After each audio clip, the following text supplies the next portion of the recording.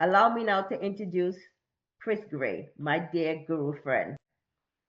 Chris Thank you, Gray is a Diane. father. He's an author, speaker, and coach who spent 20 years mentoring others in corporate America before founding My Father's House, KC, a nonprofit dedicated to empowering fathers to lead their families with strength and purpose. Now devoted to inspiring others, Chris helps people recognize their inner lights and live out their calling with intention and impact. Chris' topic today is fatherhood and the importance of being whole. Chris, thank you for joining us on Ascend Your Path. You're welcome, Diane. Thank you for this opportunity. Thank you for everyone that taking the time to join us in this panel. We have a great presentation. I'm excited to hear other two panelists, and things just work together. And as you go through, you'll hear some themes, and we all work together. And Diane didn't plan it that way, but for me and my faith, I felt like God planned it that way, and what we have for you today. So let me, I will tell about my journey, and it will, Diane, to your point, I will be able to touch on where I'm at with my father's house, KC. Appreciate it. And all right, we're ready to go here. So a little bit about me. As Diane said, I am the founder of My Father's House, KC, and I'm here to talk about a father's touch, but also living with purpose and leaving a legacy.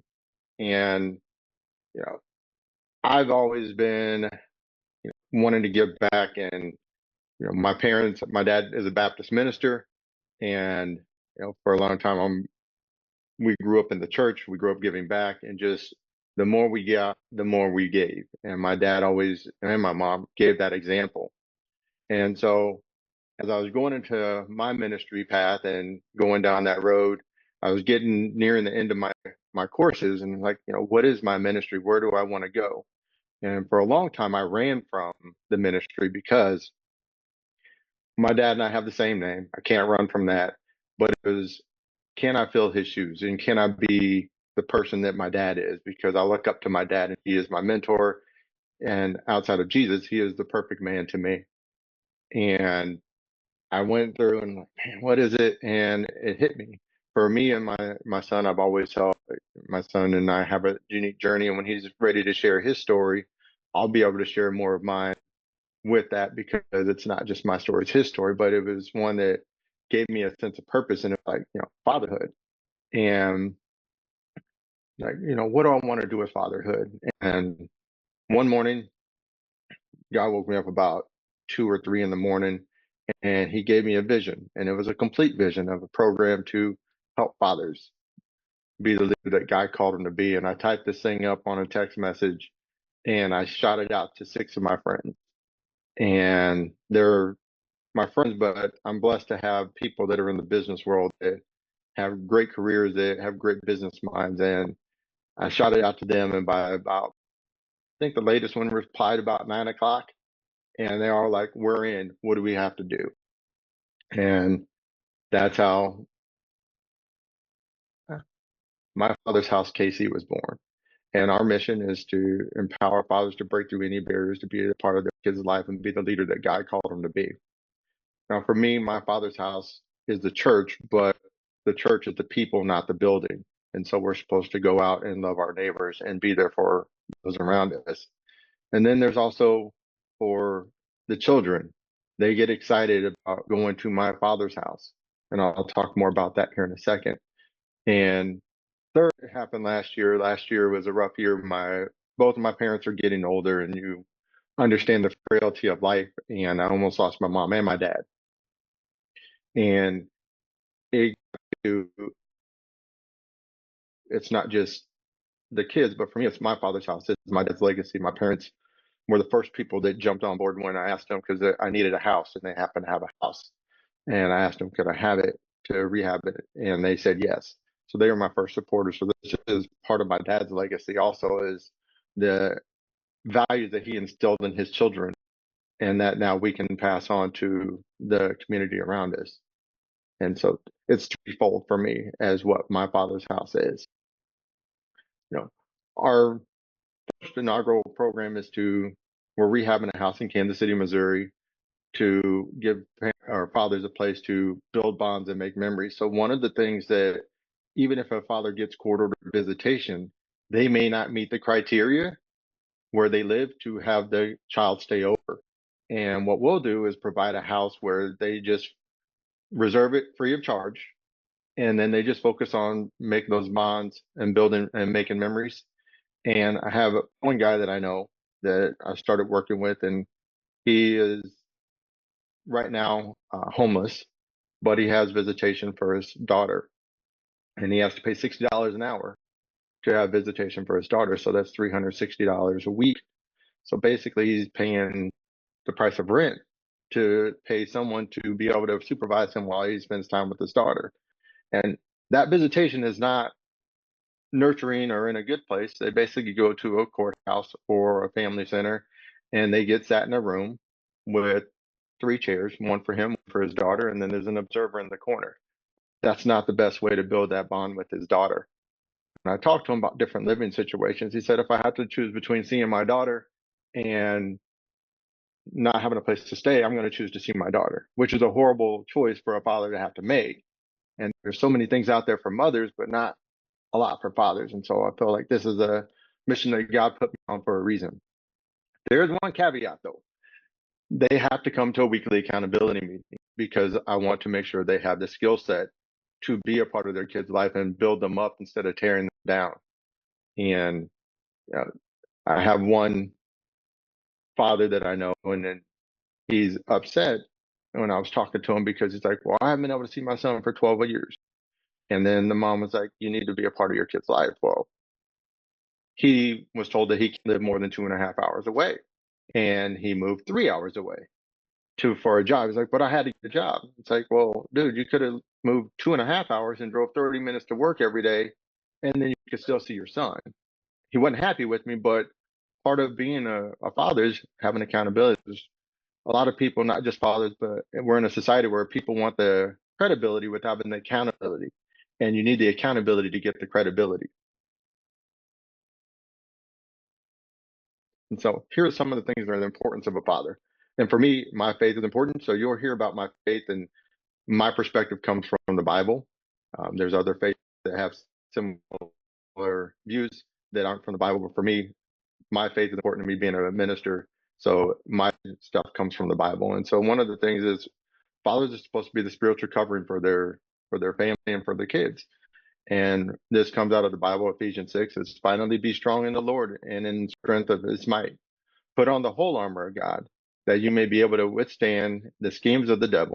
For we do not wrestle against flesh and blood, but against the rulers, against the authorities, against the cosmic powers over the present darkness, against the spiritual forces of evil in the heavenly places. Therefore, take up the whole armor of God, that you may be able to withstand evil in the day, and having done all, to stand firm. So if you haven't noticed right now, we are in a war. In the U.S. military code of conduct, there is no such thing as retreat. And as fathers and the spiritual leaders of our families, we cannot retreat and we cannot flee. We have to stand firm and stand up for our families. And we're on a war for our kids' heart.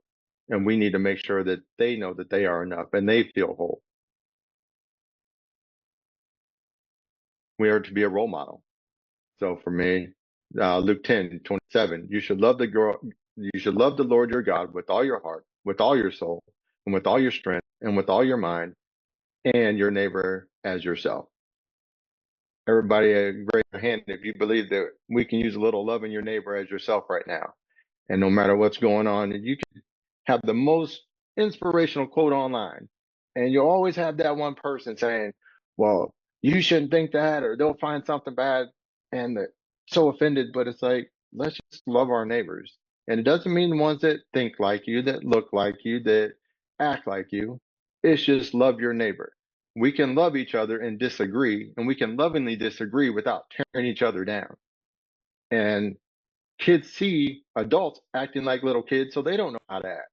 So when adults act like adults, and we're responsible and we set the example, then kids will follow our example. Then we get to Ephesians 5. Give thanks always and for everything to God, the Father, in the name of the Lord Jesus Christ, submitting to one another in out of reverence for God.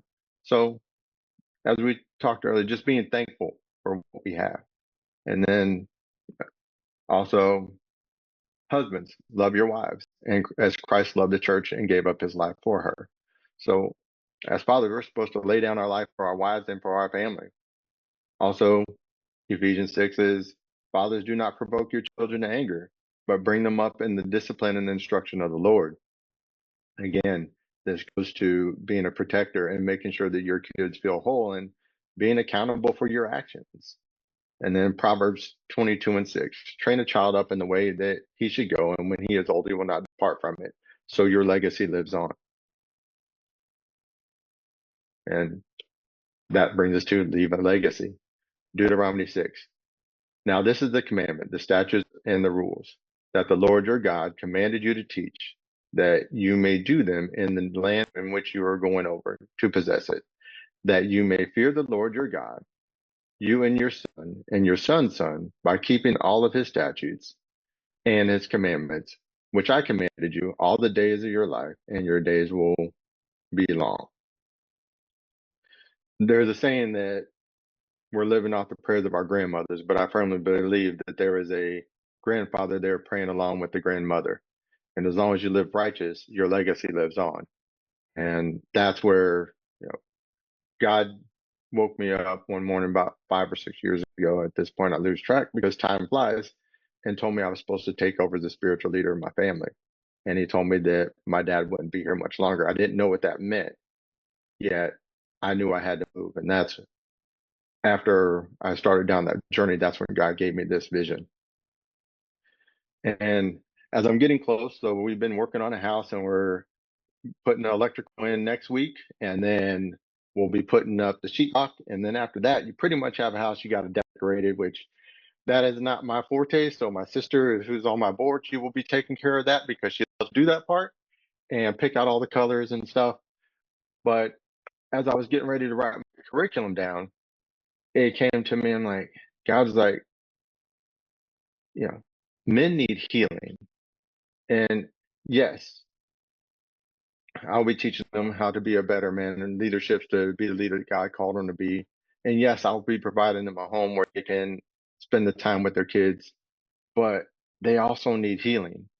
And it's very important because if you can't be a great leader if you're not healed. Or one of the analogies God gave, you can't run a marathon with a broken leg. And life is a marathon. So God keeps pouring into us, yet, you know, this is a great example of he's pouring into us, but we can never pour out because we're just getting drained. And you have a bunch of holes in you, and this is what happens. You know, what does being not being whole look like? Looks like physical abuse, looks like verbal abuse, looks like addiction, looks like depression, not being present, not being engaged, or you someone that's always like, man, I can't pick the right person. They're like, I thought this person was different, yet we keep picking the same type of person for our relationships. Or unforgiveness. If we have unforgiveness, how that can eat away with us. Or what we commonly hear is generational curses. What does generational curses lead to? 19.5 million children, more than 1 in 4, live without a father in the home. 92% of parents in prison are fathers. Coming from I call him my brother-in-law, my niece's dad. He was wrongly incarcerated for 23 years, and now he's free. And we came to this realization together as on separate paths, and we were just talking about it for my birthday because he went into prison on my birthday, on my 16th birthday.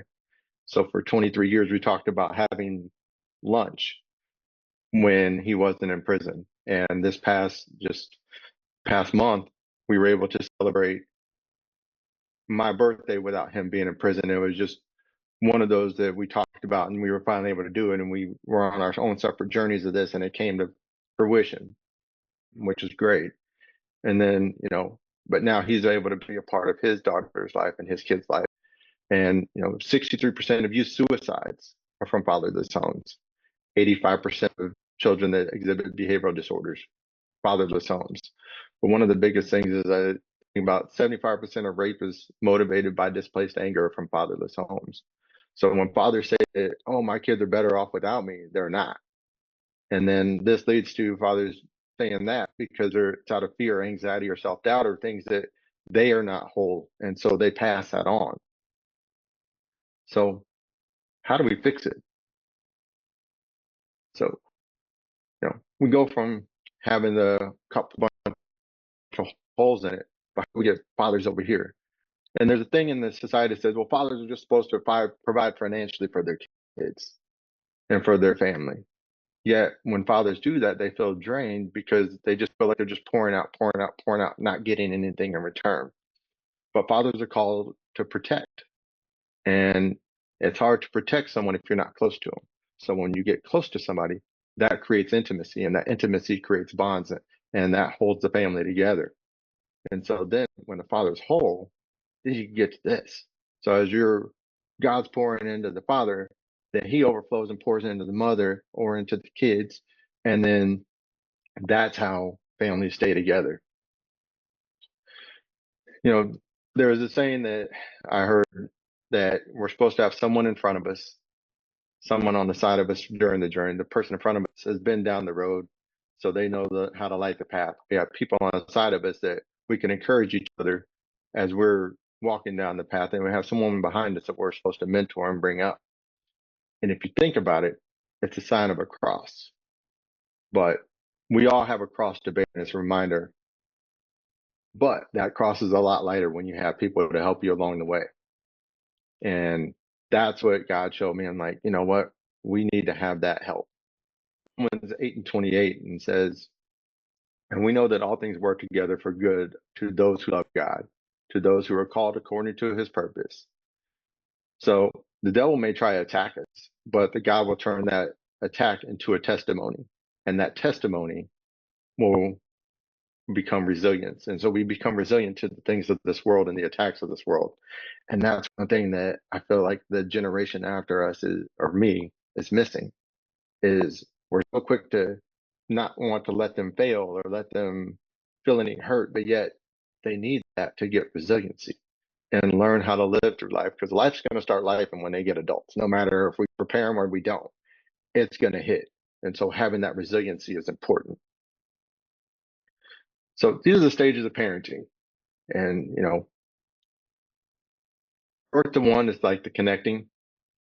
And this is a very important stage. And then also 1 to 5. So from birth to 5, or basically they say that someone's fully developed in how they're going to be in their personality. You can tell by 5. So 1 to 5 is discipline. 6 to 12 is training. 13 to 18 is coaching, and 18 and up is friendship. I have a friend that I will call him Mike to protect the innocent, who has almost has a child in every one of this. His wife and him are expecting a child here soon. So Mike started out young, and so he basically had a kid. He's on his fourth and fifth kid are with the same woman, and now his wife. And his first one he was not ready for. His second one, um, he felt like he was a little bit more ready, but his story was that the mom decided she didn't want to be a mom anymore, and so she left the child with her parents, and he went down and had to get his daughter, and was held at gunpoint to get his daughter back to be a father. So he had to fight to be a father to his second daughter. He finally had a boy, and him and the mom didn't work out, and then he had his fourth child, and he was like, "Yeah, I'm ready," and he ended up marrying his wife, and now they're after the fifth, and he was talking to me about it. He's like, you know what, man, this is the most I felt ready for a child, and I feel at peace. He said, I don't want to explain it except for God knew what he was talking about on the constructs of having children and being in a relationship and being in a covenant relationship and having children. He said, it's just been different, and I've been able to heal, and I can see from where I was to where I'm at now. And had I been the person that I was then that I am now, I wouldn't be where I'm at with my kids. But I would have been a better father for my kids. And the good thing about that is, for fathers, it's never too late, especially fathers with little girls. They're always going to be looking for that and fill that hole that wasn't there. But if you can mend that relationship, I'm not saying you ain't going to have to fight for it. Yeah, you're going to have to fight, but it's so worth it. And for little boys that become men without their fathers, you're going to have to fight really hard. But the thing is that you can't be a father figure, but you can be a part of their life and help them to start healing, and you heal as well. So this is an important initiative for me, and I want to thank you for your time. And for me, helping men be better fathers is such an important, and it's my calling. And here in Kansas City, there's a bunch of silos. Everyone's doing these great things, yet no one's pulling it all together. And God's put me in this place that now I'm interacting with people, and it's like I feel God's calling me to make it all siloed and everybody have these great things, but we all have different organizations that can complement each other and just live out the calling we all have in a productive way, in a collaborative way. So if you know someone that is a father that needs help and just getting to the next level, or just coaching, or just someone to listen to and help get them to a better place of healing, I'm offering to the first 3 people that send me a whole month of coaching. It is very important to me that fathers be great fathers and that we can help heal the next generation and rebuild the next generation. So have them email me at chris@myfathershousekc.org and put in subject line, ascend your path. Thank you so much for your time. Stay tuned for the next 2 speakers. You will not be disappointed. Thank you.